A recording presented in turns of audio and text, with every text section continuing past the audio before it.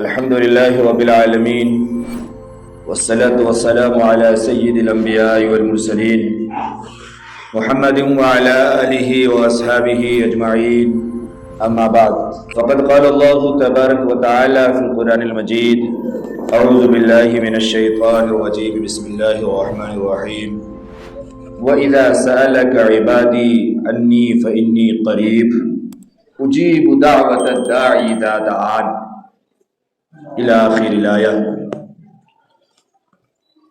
اللهم صل على محمد وعلى آل محمد كما صليت وباركت على إبراهيم وعلى آل إبراهيم إنك حميد مجيد. اللہ رب العزت کا بے پناہ شکر اور احسان ہے.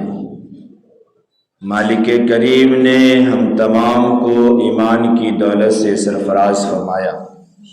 ہم تمام کو ایمان والے ماں باپ سے ایمان والے گھر میں پیدا فرمایا.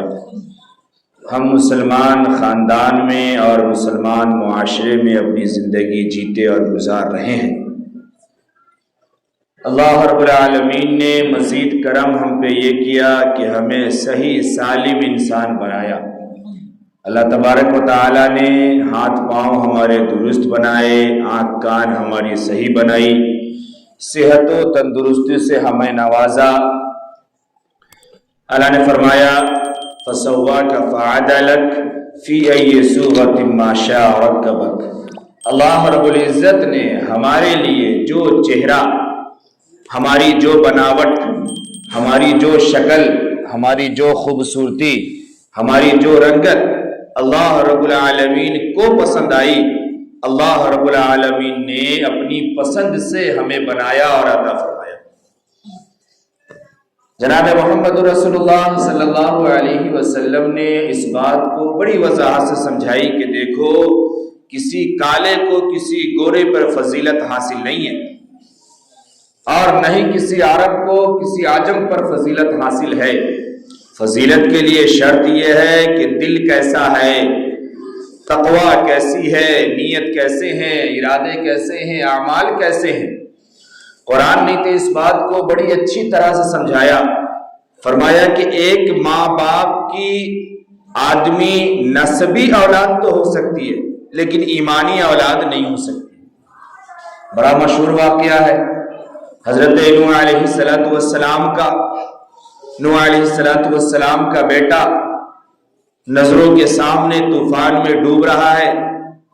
نوح علیہ السلام نے کہا کہ بیٹا کشتی میں آ جا. بیٹے نے کہا میں پہاڑ پہ چڑھ کے بچا لوں گا اپنے آپ کو. نوح علیہ السلام نے کیا کہا کہ آج اللہ کی رحمت کے علاوہ کوئی طاقت نہیں ہے جو کسی کو بچا لے، کوئی نہیں بچ سکتا. بہرحال بیٹا نہیں مانا. جب ڈوبنے لگا، ہر باپ کو بیٹے کی تکلیف اور درد ہوتی ہے، مروت اور محبت ہوتی ہے. دعا کی ان ابنی من اہلک، اے اللہ یہ میرے گھر کا ہے، یہ میرا اہل ہے، یہ میرا بیٹا ہے، اس سے بچا لیجیے. اللہ نے کیا فرمایا؟ اللہ نے فرمایا انہ لیس من اہلک، یہ تمہارا بیٹا نہیں ہو سکتا، یہ تمہارا اہل نہیں ہو سکتا، یہ تمہارے گھر کا نہیں ہو سکتا، تمہارا اہل و عیال نہیں ہو سکتا، جو ہم اردو میں کہتے ہیں. سوال یہ ہے کہ کیا وہ بیٹا تھا یا نہیں تھا؟ معاذ اللہ، کیا ان کی زوجہ نے کوئی غلط حرکت کی تھی؟ نہیں. آگے اللہ نے اس بات کو خود سمجھایا. فرمایا عمل غیر صالح، کہ اس کے جو عمل ہے نا یہ اچھے نہیں ہیں. اس کا عمل ایمان والوں کا نہیں ہے، اس کا عمل وہ نہیں ہے جو آپ کے ماننے والے کا ہونا چاہیے. نبی ہر قوم کا روحانی باپ ہوا کرتا ہے، معلوم ہے نا؟ تو یہ اہل نہیں ہے. کیوں؟ اس کے اعمال اچھے نہیں ہیں، اس کے کرتوت اچھے نہیں ہیں، اس کے ایمان درست نہیں ہے. اس وجہ سے تو اللہ رب العزت نے ہمارے لیے جو پسند فرمایا ہے ہمیں وہ عطا فرمایا ہے. ہمیں اس بات کا غم نہیں ہونا چاہیے کہ ہم کسی سے کمتر دکھتے ہیں.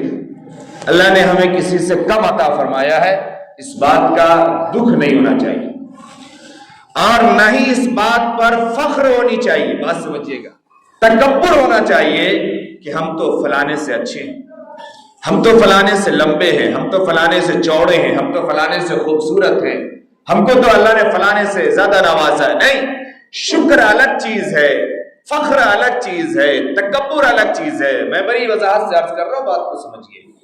تو اللہ نے ہمارے لیے جو پسند فرمایا ہمیں وہ عطا فرمایا۔ ہمیں اللہ رب العزت کی تمام عطا پر شکر کرنا چاہیے اور خوش ہونا چاہیے۔ اور اللہ نے جو ہمیں نہیں عطا فرمایا ہمارے مقدر میں نہیں ہے، ہمارے لیے بہتر نہیں ہے، یہ تو اللہ کا وعدہ ہے۔ اللہ نے فرمایا کہ عسیٰ ان تکرہوا شیئا وہو خیر لکم۔ کئی مرتبہ ایسا ہوتا ہے کہ جو چیزیں تم پسند فرماتے ہو اپنے لیے اس میں تمہارے لیے بھلائی نہیں ہوتی ہے تو میں وہ عطا نہیں فرماتا ہوں، اور کئی مرتبہ ایسا ہوتا ہے کہ تم ایک چیز کو تم ناپسند فرما رہے ہوتے ہو لیکن اس چیز میں تمہارے لیے بھلائی ہوتی ہے تو میں تمہیں وہ عطا فرماتا ہوں۔ تو یہ اللہ بہتر جانتے ہیں، اللہ ہمارے لیے فیصلہ فرماتے ہیں۔ رب کریم نے رمضان المبارک کا عظیم الشان اور عظیم المرتبت مہینہ ہمیں عطا فرمایا۔ ہم میں کے بہت سے لوگ ہیں اللہ نے توفیقیں دی، ہم نمازیں بھی ادا کر رہے ہیں، روزہ بھی رکھ رہے ہیں، تراویح بھی پڑھ رہے ہیں۔ اللہ ایسے تمام لوگوں کی تمام عبادات کو اپنے بارگاہ عالی میں قبول فرمائے۔ بس ہمارے لیے ایک کام اس میں کرنے کی ضرورت ہے، وہ یہ کہ ہم اس کام کو خالص نیت کے ساتھ اور اللہ کے لیے کریں۔